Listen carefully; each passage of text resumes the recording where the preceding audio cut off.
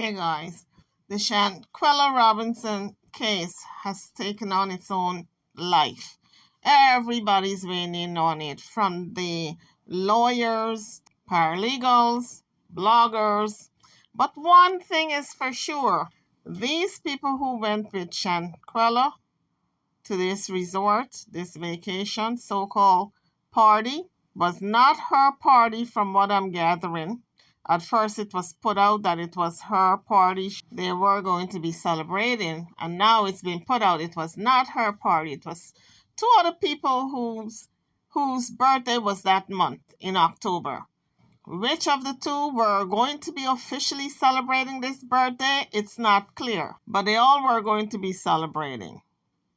When they got there was no birthday party set up, because I guess they got there the first day. So when you get there the first day, they're not setting up for a birthday party as yet. But it was the beat down that they really went there for. They went there to kick ass. And apparently it was all planned.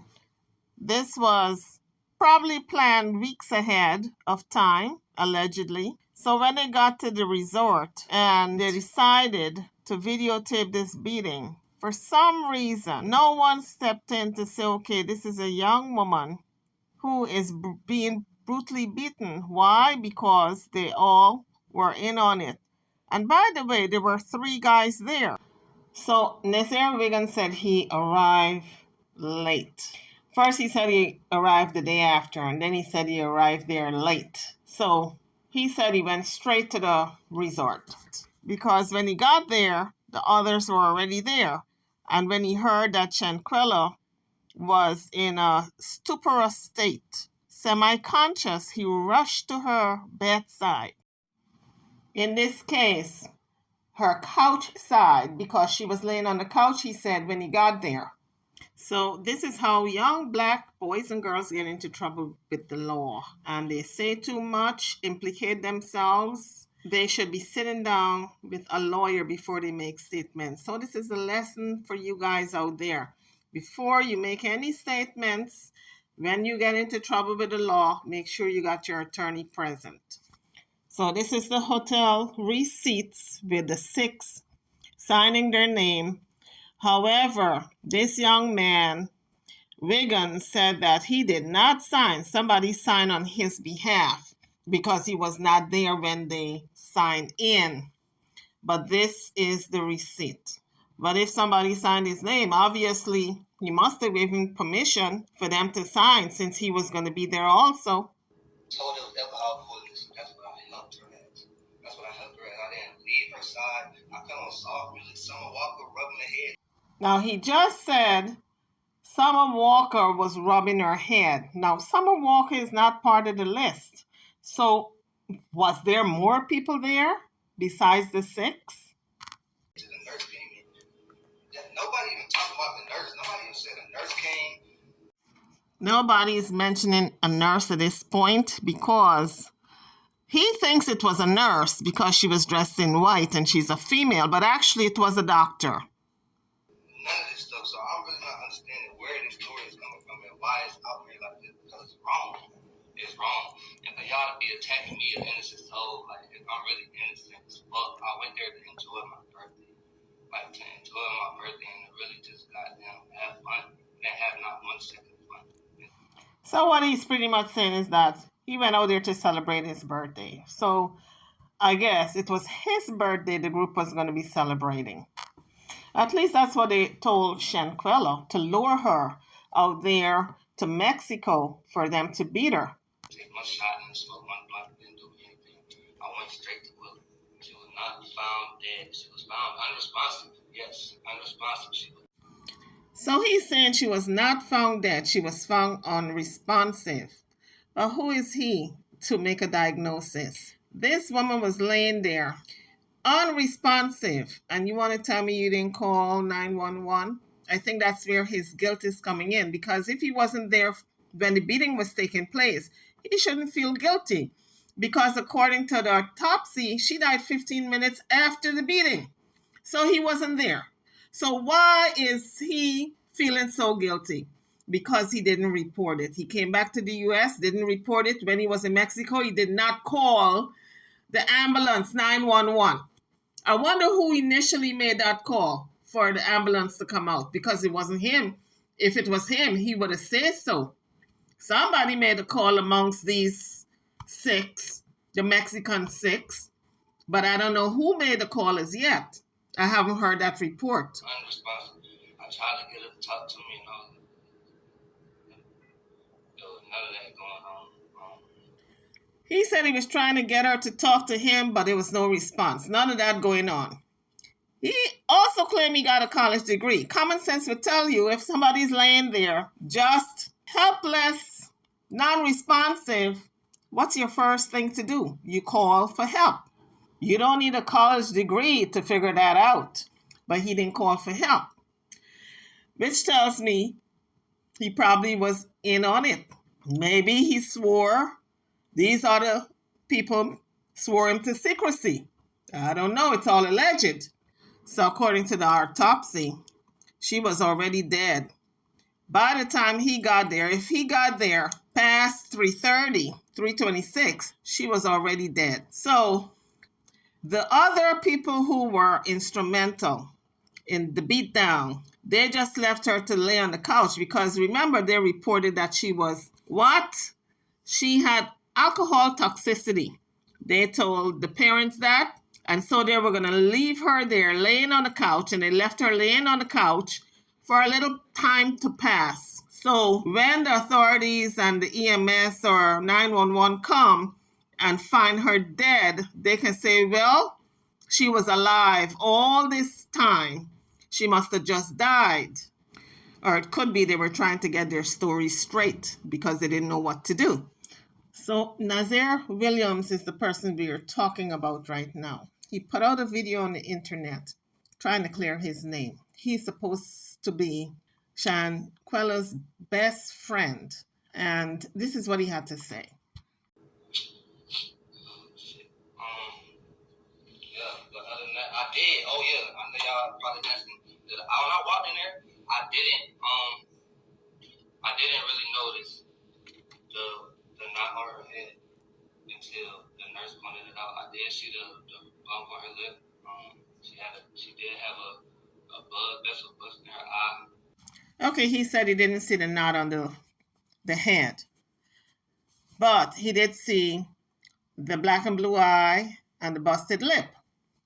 And so that indicates that she was in a fight. And since she was unresponsive, somebody put her in that semi-coma state. And that's it. But I didn't really go in there. Like, damn, y'all jumped her, y'all beat her ass. What's going on? Like, cause they know, man. And nobody even told me about nothing. I was blind to everything. I'm literally in there giving her my all. Like, come on, girl. We 2,000 miles away from home. And no, he's saying that nobody told him that she was in a fight and they jumped her. But nobody got to tell you that the minute he arrived and saw her laying on that couch unresponsive, and he saw the black and blue eye, he saw the busted mouth, he should have called 911 immediately, because that's not how she used to look. So you come on the scene and you see that she's beaten up, you call the authorities or the hospital. I'm telling you, folks, there are a lot of educated fools out there, okay? A lot of people walking around with degrees, but they're just educated fools. He claimed he got a degree, but from what he's saying, I wonder how much he paid for it.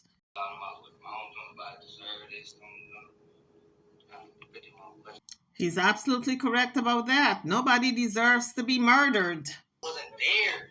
I don't have those answers for you from Friday to 3 o'clock when I got to Cabo. I just don't have them answers. I posted my flight itinerary. When I got there, I can't make that up. I can't. I really don't know what else to do. Well, he said he's got his itinerary. He don't know what to do. I tell you what you should have done. You should have gotten a lawyer, walk into the police department, sit down and make a statement. That's what you should have done.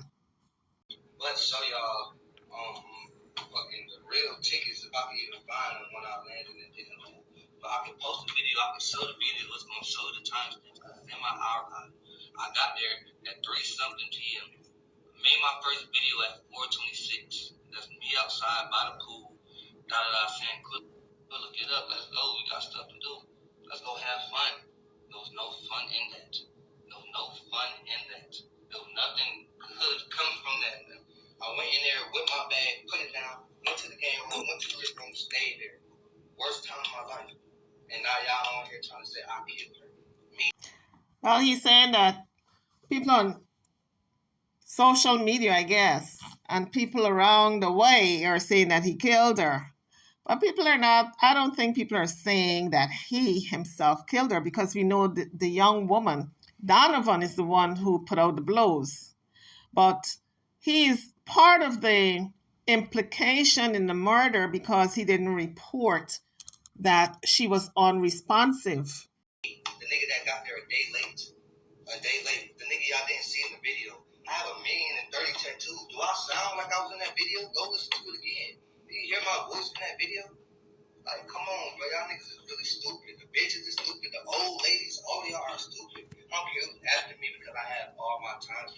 I've been real close and cordial with everybody who really means something. So everybody else, this was just to give y'all some comfort. Because I'm not doing it. I'm not responding to nothing else. And all the death threats, I don't know what y'all move. Everybody, Charlie to Pat, all that shit y'all talking, y'all just talking outside the ass out of her because y'all listening to. So it has been reported by the news outlets that all 6 of these individuals have received death threats by the public, and some of them are in hiding right now. Social media. Of course, my story is going to be different because I got there a day late. I can only tell you what I know from 3:30 till Sunday when I left. That's all I can do. I really can't give nobody no other answer from Friday because they didn't tell me. I didn't go in there, sit down and make no alibi with nobody. I didn't know nothing. They didn't tell me nothing. Crossed my heart and hope to die. I'm telling you guys, he better get to that police department with a lawyer and make a statement, because the first person who walks through that police department's door is going to sit down there and cut a deal and implicate every last one of them, including him. And they're going to get a plea deal and serve less jail time than everybody else. On this Bible, make no alibi. I didn't even have time. I got there an hour later. The nurse came in the door. Guys, we know now that that was not a nurse, that was a doctor. Try to help pull her, try to put some salines in her, but her energy, she didn't have no electrolytes. Her oxygen was low, so she couldn't find it. Y'all don't understand what I went through. Folks, I know I didn't hear him right. Did he say what he went through? We don't understand what he went through. Shanquella is dead, laying on that couch, 6 feet in the earth right now, and we don't understand what he went through.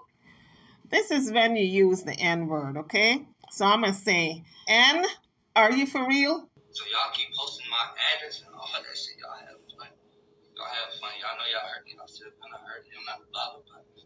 Because I know the truth. Me and God know the truth. To the house, I talked to them. So he's saying he been to the house and he talked to them. I'm assuming he means the parents. And I'm wondering, you been to the house and you spoke to the parents. Did you tell them what you saw? Did you tell them she had a busted lip and black and blue eyes and a knot on her head and everybody was zipping their lips? It looks like if they beat her up, they jumped her. You didn't tell them that, did you? You kept your mouth shut because all of you stuck to your story that she had alcohol toxicity. You're trying to do this to me. You don't even know the full story. Okay, so what's the real story? He's confessing, so let's get it. Let's do it. Give us the real story. Give me all too much because that's all I had to say. Like, I wasn't there. I had nothing to do with it. I didn't know about no video. I didn't know about none of this. I didn't know about none of it. And I don't want to sit here and lie to nobody, but they already knew not to tell me because the person that I am was not letting it happen. Everybody was fighting me right there. We all banging it out. What is y'all doing to me? So he said they know better than to tell him about what happened because it wouldn't have went down on his watch when he was there, because he would have been banging it out with them not to touch her. But the point is, They did touch her. And what did you do about it? That is the point. You didn't report it. 2,000 miles away from home, from family, from safety, from rules and regulations you know. Now you're in a different state, putting your lives at risk, protecting and mine. Now I walk in the service. Now I'm looking like a bad guy. I'm just gonna leave it right here. I really don't have too much more to say. Y'all just don't leave. But y'all not. Wrong with y'all want Supreme Court to say it, about to go interpret and see if I was sincere, really genuine. But I really just, I'm tired. I'm fed up. I haven't slept. I don't know. I have to look over my shoulder because I don't know who's back here. Like, this shit is stupid. It's really stupid. It's really stupid. And I'm not even going to judge myself. So he said he was tired of looking over his shoulder. He wasn't there when it happened. He got there late. And when he got there, she was laying on the couch. I think he said she was on her side. And I'm thinking to myself, that's the worst thing you can do if a person got a broken neck. You do not put them laying on no side. You do not put them on no couch. So what they essentially did, they facilitated the death. They pushed her to die even sooner by moving her. So that is manslaughter, murder in the first degree, second degree, third degree. Can you go all the way to 100 degrees? Because I'm throwing the key away. I'm booking them. I'm putting them in Rikers, every last one of them, including him for not reporting it, this Wiggins. So the first thing I wanted to clear it up, he said the nurse came and attended to Shanquella while he was there. But in fact, it wasn't a nurse, it was a doctor. He assumed that it was a nurse because she had white on. But in fact, it was a doctor. And she was a member of the paramedic team that got there. So guys, this is the latest development. They're calling them the Mexican Four. 4 professionals who were involved in the cover-up. The doctor who treated Shanquella, who falsified the report, the police officers. They were not truthful in reporting. Also, a member of the municipality was present, and he gave the okay that the 6 women and men can leave. They're calling them now the Mexican Four because they're being investigated. When they got on the scene, and the doctor was treating Shanquella, a blind man could have seen that this young woman had severe injuries. Her lip was busted. She had a black and blue eye. She had bruises all over her body, her face, etc. So a trained doctor should not have ruled this as casual. She should have said something is seriously wrong here. I got to get this person to the hospital. I don't care what you guys say. You can sue me later. She's going to the hospital. I don't care if you don't want to release her or sign these papers. I am taking her to the hospital. So now the doctor is on the investigation. The police is on the investigation. And the reason why they're on the investigation is because it's being investigated. Why did they let these 6 people go when clearly this young woman was in their care and she suffered some type of injury? These 6 individuals were allowed to get on the plane back to America. And that's where the cover-up started because also the doctor is guilty by omission. She did not put down the actual injuries. And the police department, well, the 2 cops who were there are guilty for turning a blind eye. So the 6 individuals got back to America, told the family, the mom and dad, that Shanquella had alcohol toxicity and she passed away. Well, alcohol toxicity does not explain why she had so many injuries, so that was a red flag. The doctor picked up all the bruises, bumps, black eye, busted lips, but she omitted it. Now, the report from the coroner's office said that she died 15 minutes after she was beaten. This is now coming out because they are now trying to set the record straight. So the police report was falsified. It was not correct statements by the police. That's why they are being investigated. I am not sure if they were paid to look the other way and just rule it an accident, alcohol toxicity. They could have been paid off because in Mexico, the corruption is so deep in the police department that you give them $100 and they're going to look the other way because that's big money for them. They got to work all year to make that $100. So the doctor falsified the report by omission. She did not put down actually what she saw. So that was an omission.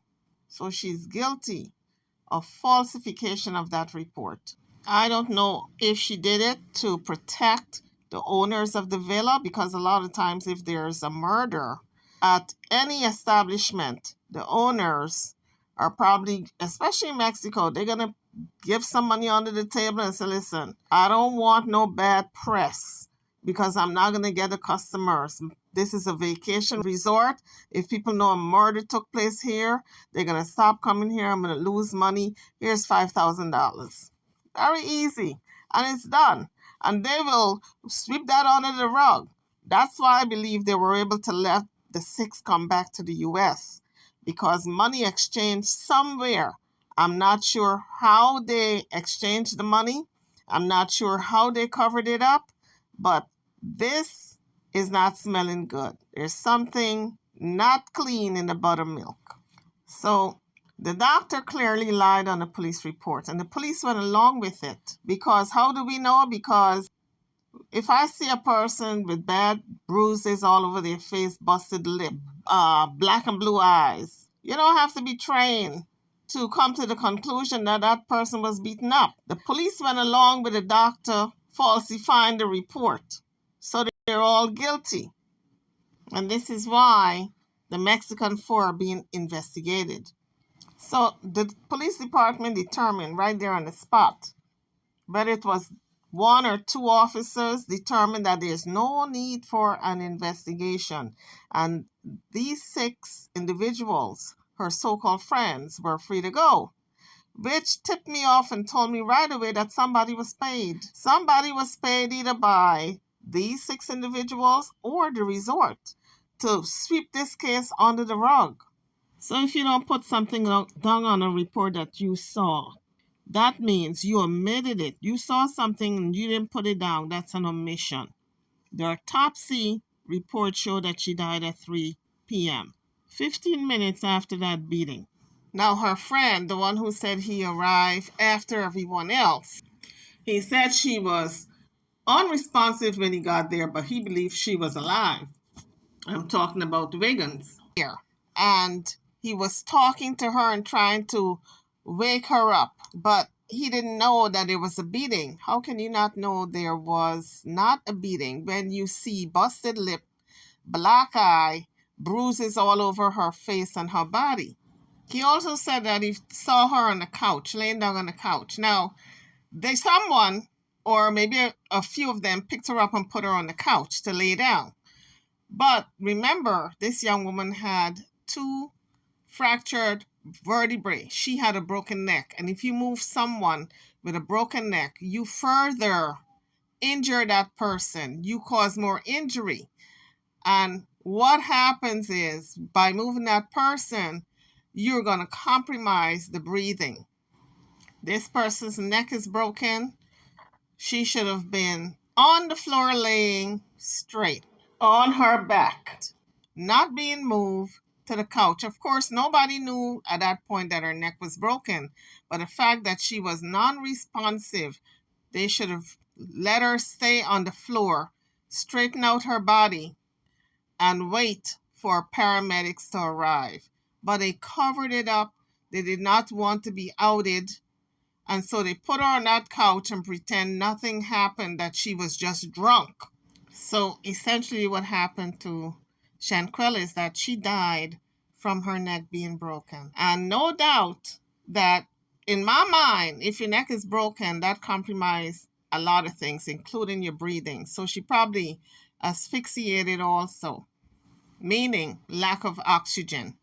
So the fact that they didn't arrest everyone on the scene, everyone should have been arrested immediately because of all the bruising that they police officers saw on Shanquella, including the doctor, everybody should have been arrested. And the fact that they weren't arrested tells me that maybe the villa paid them off not to say anything, to sweep it under the rug, not to put their allegedly establishment in the public eye, to stop visitors from coming.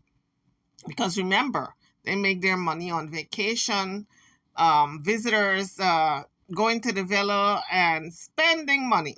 So I really believe my theory is correct concerning the police officers as well as the doctor being paid off by the folks who run the villa. That is my theory, and I'm sticking to it. It's all alleged, but I'm getting a sneaking suspicion that's what happened. That's why they were able to let these 6 individuals go, and now they're being called the Mexican 6.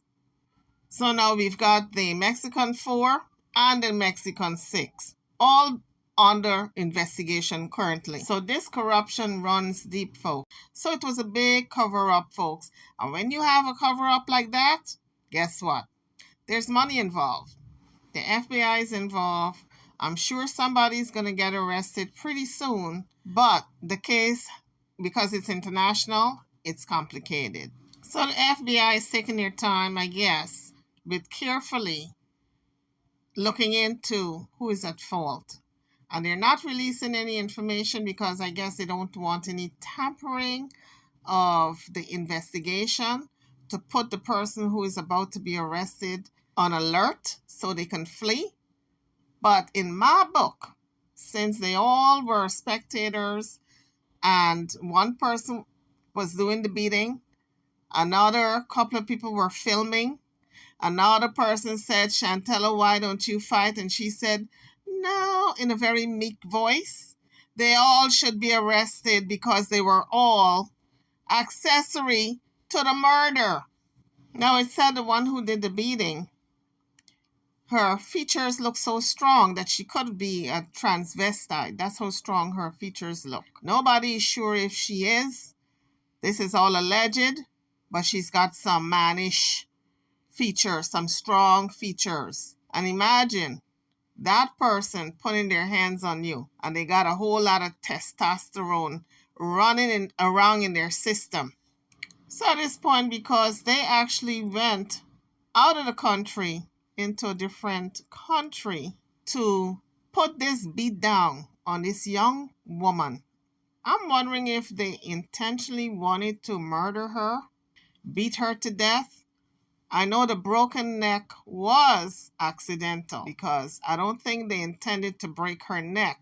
They intended to beat her, however, into stupor, into unconsciousness.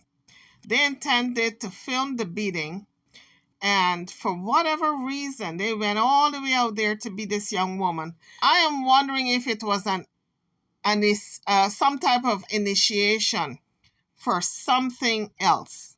Because I know in college, these are all college folks, people. They all went to college at the same school. So I'm wondering if it was an initiation into some type of sorority. Or was it a gang affiliation where you got to beat somebody to jump in? They call it jumping in. In order to join the gang, you got to beat someone up or kill somebody or shoot someone, or, you hear about those gangs. But I don't think this was a gang.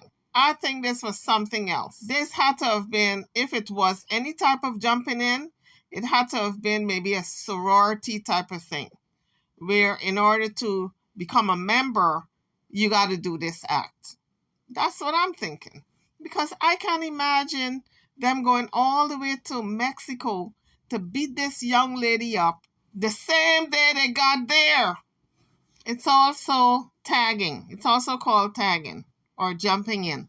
When you beat somebody up to join a gang or join a group or carry out some type of ritual in a sorority.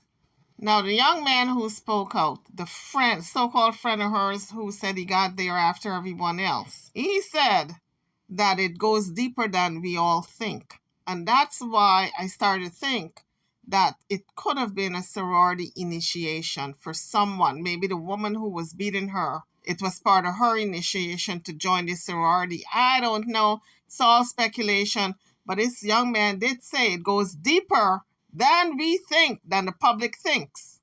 But guys, there's no doubt in my mind that this is going to come out. Whatever it was, why she was beaten, the underlying factor, why it happened to her and opposed to nobody else in the group, is going to come out. Whether it was a boyfriend, some people say that it's jealousy that made them do it.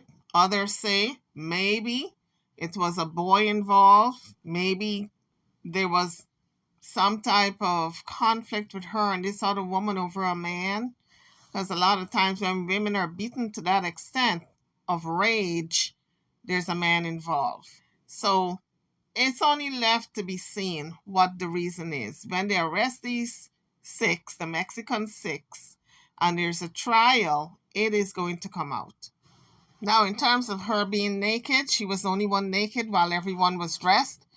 It is said that, well, some reports are saying that she got naked because they had all planned on going swimming.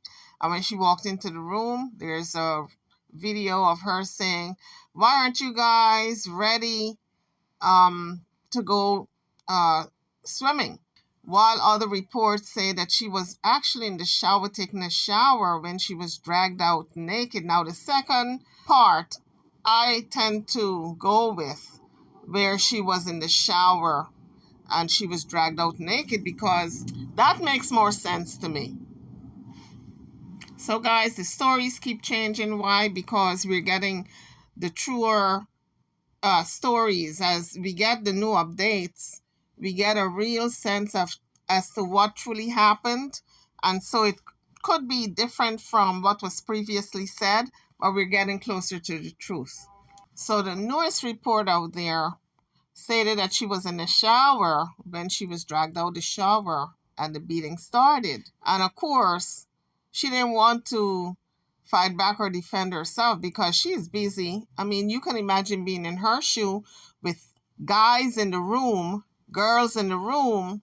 You are naked, so you're trying to cover your body. You're not even thinking of really fighting anybody. All you want to do is cover yourself because this is shameful.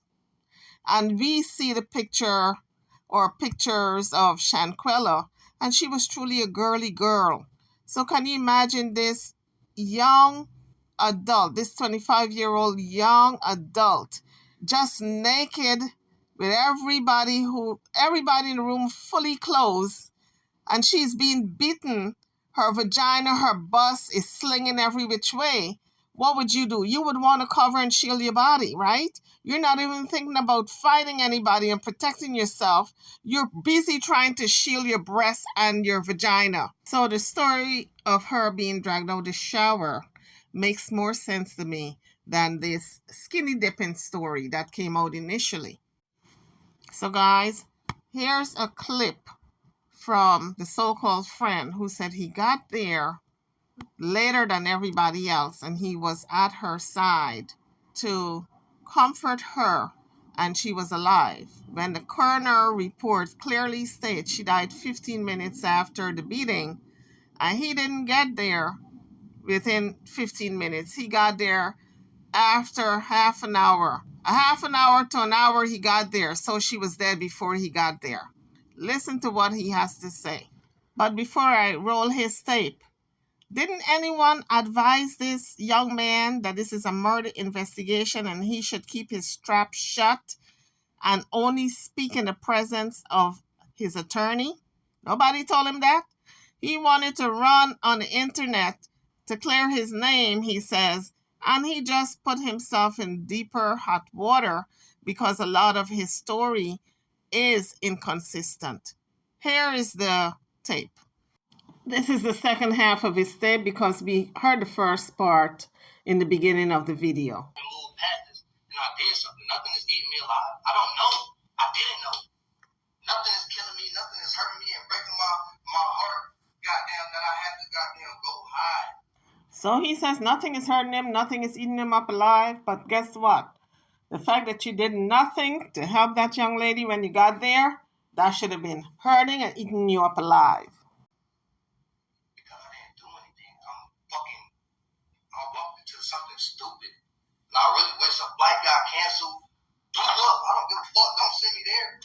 I don't know. I can't question God's plan, but he has a way. He has a way. I'm telling you, I'm putting it all in his hands. I'm not worried about nothing. You, him, or her has got to say. I'll tell you that. I'm only clearing my name one time. If it feels clear or it's not. And like I said before, he's trying to clear his name on the wrong platform. He has to get a lawyer, walk into the police department, make a statement, sign a statement. That's where he needs to clear his name. Nasir Wiggins making his public plea, kind of like a statement. And I don't know if nobody told him that he should not be making statements when he's implicated in a murder investigation. They're also calling the 6 people the Cabo 6. And some people are saying the Mexican 6. And as for the Mexican Police Department, I don't think the U.S. Justice Department should send the 6 back to Mexico because they already dropped the ball. They should have arrested them right on the spot when they saw the body of Shanquella.